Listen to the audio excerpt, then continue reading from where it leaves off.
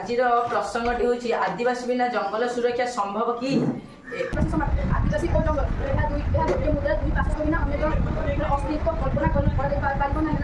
ବିଷୟ ହେଲା ଆଦିବାସୀ ବିନା ଜଙ୍ଗଲ ସୁରକ୍ଷା ସମ୍ଭବ କି? ଜଙ୍ଗଲ ହ୍ରାସର କାରଣ ହେଉଛନ୍ତି ମନୁଷ୍ୟ, କାରଣ ମନୁଷ୍ୟ ନିଜେ ଜଙ୍ଗଲକୁ ପ୍ରକୃତିରେ ସୁରକ୍ଷା କରୁଛି କିଏ? ଏହାର ଉତ୍ତର ହେଉଛି ଆଦିବାସୀ। ଆଦିବାସୀ ମାନେ ଆଦିବାସୀ ବିନା ଜଙ୍ଗଲ ସୁରକ୍ଷା ସମ୍ଭବ ହୋଇପାରିବ ନାହିଁ। ଆଜିର ମୁଖ୍ୟ ପ୍ରଶ୍ନ ଆଦିବାସୀ ବିନା ଜଙ୍ଗଲ ସମ୍ଭବ କି? ମୋ ମତରେ ସୁସ୍ପଷ୍ଟ ହେଉଛି ଯେ ନା, ଏହା କଦାପି ନୁହେଁ। ଏହାର କାରଣ ହେଉଛି ଆଦିବାସୀମାନଙ୍କର ଏକ ସୁନ୍ଦର ନୀତି ରହିଛି ଯାହାକୁ କୁହାଯାଏ ସନ୍ତୁଳନ ପରିବେଶ।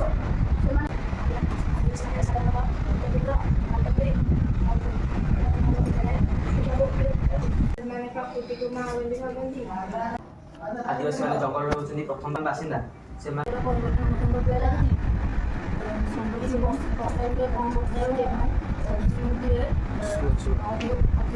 ଆଦିବାସୀ ଓ ଜଙ୍ଗଲ ଗୋଟିଏ ଦେହ ଦୁଇ ପାଖ ଭଳି। ଆଦିବାସୀ ଅଞ୍ଚଳ ଜଙ୍ଗଲ ଅଞ୍ଚଳ ଥିଲେ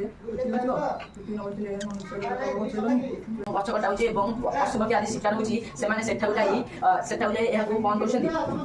ଜଙ୍ଗଲରେ କେଉଁ ଗଛରେ ଔଷଧୀୟ ଗୁଣ ଥାଏ, କେଉଁ ଗଛରେ ଫଳ, କେଉଁ ଗଛରେ କେଉଁ ଫଳ ହୁଏ, କେଉଁ ଗଛରେ କେଉଁ ଫଳ ହୁଏ, କେଉଁ ଜୀବନ ବ୍ୟବହାର କେମିତି? ବୃକ୍ଷ ହେଉଛି ମନୁଷ୍ୟର ଅମୂଲ୍ୟ ସମ୍ପଦ। ମୁଁ ଏତିକି କହି ମୋ ବକ୍ତବ୍ୟ ସାରିଛି।